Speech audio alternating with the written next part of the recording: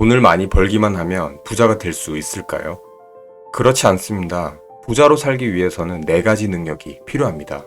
돈을 버는 능력, 돈을 모으는 능력, 돈을 지키는 능력, 돈을 쓰는 능력. 이 4가지 능력은 자동차에 달린 바퀴와도 같습니다. 자동차가 목적지를 향해 달리는데 4개의 바퀴 중 하나라도 없다면 어떻게 될까요? 안전하게 목적지에 도착할 수 있을까요? 자동차가 달릴수록 위험한 상황이 연출될 것입니다. 우리는 부자가 되기 위해서 각기 다른 이 4가지 능력에 대해 정확하게 이해할 수 있어야 합니다. 오늘 이 영상을 보시고 나면 부자가 돼서 부를 유지하는 마인드셋을 배울 수 있습니다. 첫 번째, 돈을 버는 능력. 부자가 되는 길의 시작이라고 할 수 있습니다. 돈 버는 능력을 가진 사람들은 우리 눈에 쉽게 보입니다. 이 능력을 가진 사람은 대부분 진취적입니다. 사업에 능통하며 세일즈를 잘하는 유능한 사람이죠.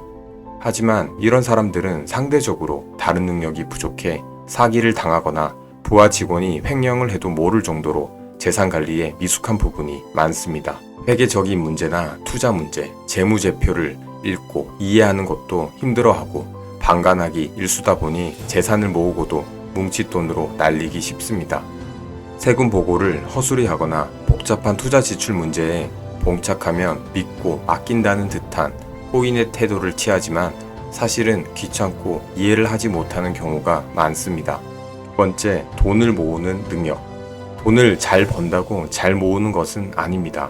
돈을 모으려면 자산의 균형을 맞추고 세밀한 지출 관리 능력이 있어야 합니다. 더불어 영수증 처리, 물품 관리 같은 사소한 것부터 세율, 이자, 투자, 환율과 관련된 지식에 대해 이해해야 합니다. 무엇보다도 중요한 것은 돈을 대하는 태도 자체가 옳고 다야 합니다. 작은 돈을 함부로 하면 안 되고 큰 돈은 마땅히 보내야 할 곳에 보낼 수 있어야 합니다. 작은 돈을 함부로 하면 주변이 그를 따라서 돈을 함부로 하고 마땅히 풀어야 할 때 큰 돈을 풀지 않으면 주위에 사람이 떠나기 마련입니다. 사람이 떠날 때는 돈도 갖고 떠납니다. 그래서 돈을 모으는 능력은 인품에 따라 차이가 나기도 합니다. 단호함과 너그러움이 같이 있어야 합니다. 세 번째, 돈을 유지하는 능력. 돈을 유지하는 능력은 돈을 벌 줄 아는 사람이 돈을 모으는 능력을 얻은 후에 모아놓은 재산을 지키기 위해 반드시 필요한 능력입니다. 재산을 지키는 일은 가장 힘든 일 중 하나입니다. 이때는 자산가라는 이유로 대우도 받고 이름도 알려져서 사치와 허영이 문 밖에 항시 대기하고 있습니다.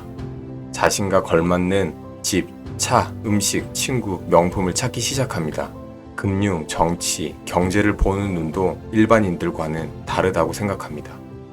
더 이상 선생을 구하지 않고 스스로 선생이 되거나 어른 행세를 시작하기 좋은 때입니다.